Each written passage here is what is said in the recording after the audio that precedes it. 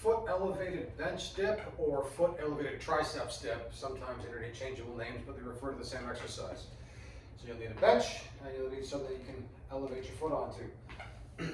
Before I demonstrate the movement, a quick note on shoulder positioning for this exercise.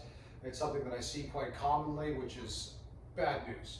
And that is this. People will set themselves up in position, and when they do so, they will allow their shoulders to drive forward, right? So we get this rolling forward of the shoulders. You're kind of sitting on the ligaments of the shoulder.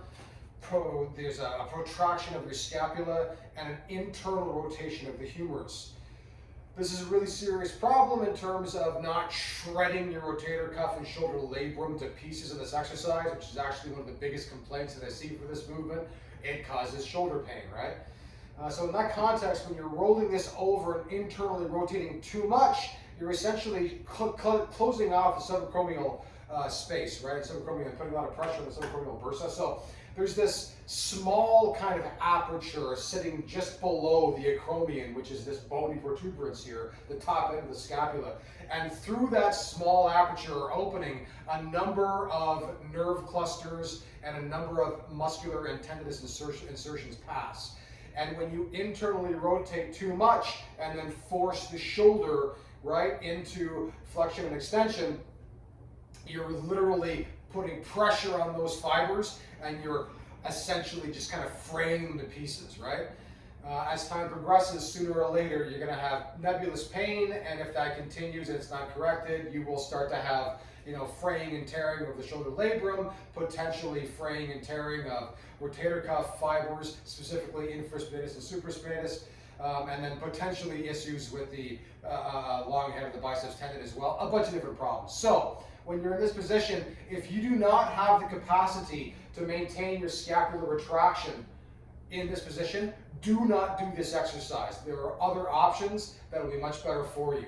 So again, when you take your positioning, if you feel your shoulder rolling forward like so, stop it. If you cannot stop that from occurring, abandon the exercise. There is no exception to this rule. How do you fix this? When you're in position, push your shoulder blades back and down, and then hold that tension in your mid and upper back throughout the movement.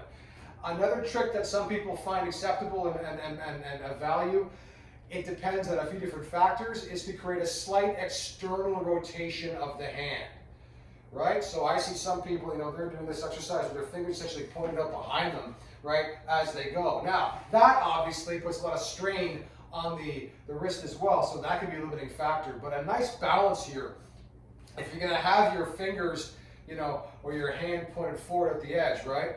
One of two options. One, once you set your positioning, roll your elbows in towards your body, right? So if I show this from this position, right, I start from here, my hand is pointing forward, I'm going to roll my elbow in, right? So I'm externally rotating the humerus in this position.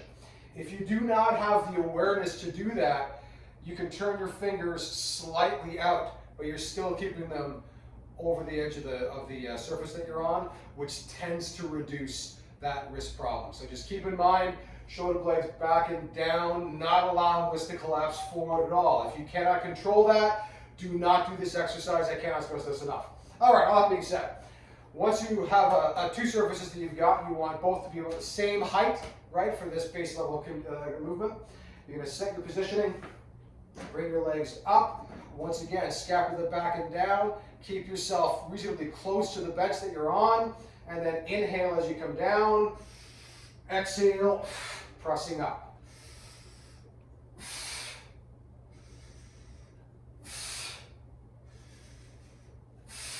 Just like so.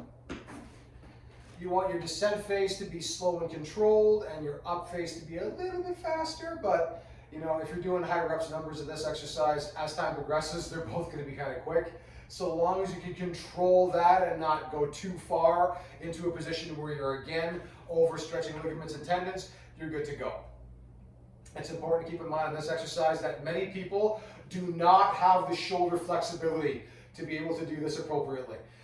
Experiment with what your range can be. You may notice that you can get a certain range in good position, but if you come past that, shoulders start to collapse forward again.